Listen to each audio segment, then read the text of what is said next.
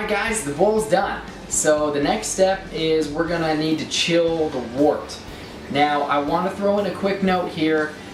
From now on, anything that comes in contact with the liquid inside the kettle has to be sanitized. The reason for that is we don't want any bacteria or any nonsense to get in there that could potentially contaminate your beer. So this is where sterilization is the most important. So what you want to do while you're chilling the wort is prepare some sanitizer. You want to make sure that everything, including your fermentation vessel, your airlock, all of the instruments that are going to be coming into contact with your beer at this point need to be sanitized, okay? So there's a couple different ways that we can chill the wort. I'm not going to show you how to do this because it's pretty straightforward. For the sake of keeping it simple, I'm just going to explain it to you. We're going to do a simple ice bath, okay? So you're either going to use the tub, a sink if you have one deep enough. You're going to fill it with water, you're going to dump a bunch of ice in there, and you're going to immerse your kettle into the water.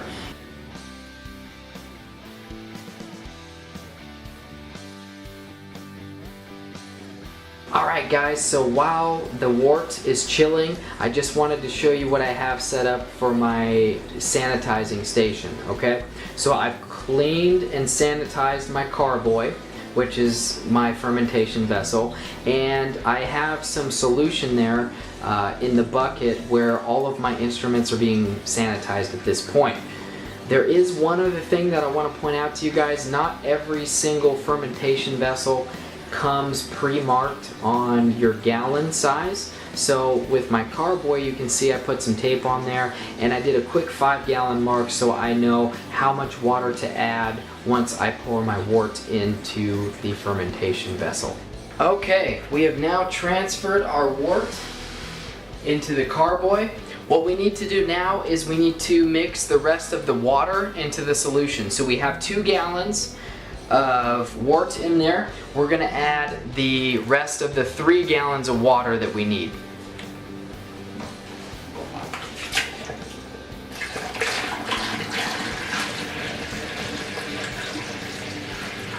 Alright, now just to be clear, we do have our packet of dry yeast in the sanitizing solution. Whether it's dry yeast or liquid yeast, you want to make sure that you sanitize it at this point just to make sure that there's no contamination.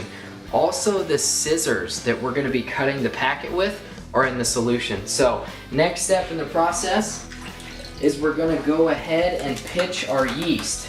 So we're going to pull it out, dump it in, and then we're going to aerate.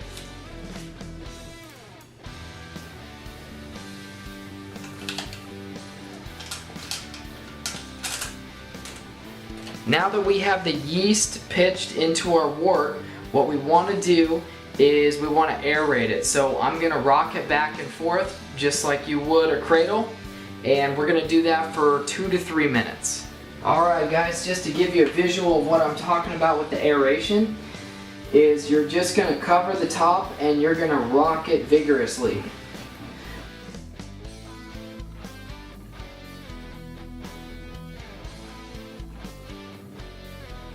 Alright beer nerds, the last step to the process is we have our airlock here. I've filled it with sanitizer up to the mark that is recommended, and what we're going to do is we're going to insert this into the top of the fermenter here, and we are done.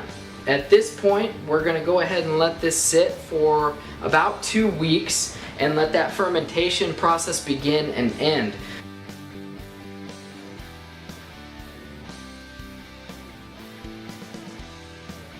We're going to cover it so no light can get to it, and we're going to keep it at 78 to 80 degrees throughout fermentation.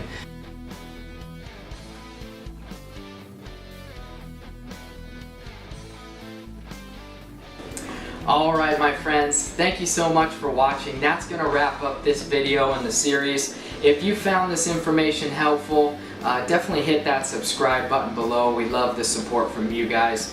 And if you have any questions or comments, toss them up in the comment section. We'd love to hear those as well. So, Once again, I'm Shawn from Thompson Brew Works, going to be signing off here. Thanks again for watching. Be sure to check out the rest of the series, and I will see you guys in the next video.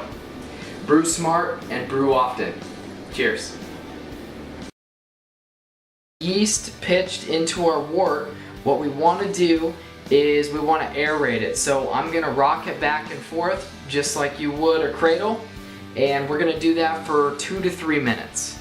Alright guys, just to give you a visual of what I'm talking about with the aeration, is you're just going to cover the top and you're going to rock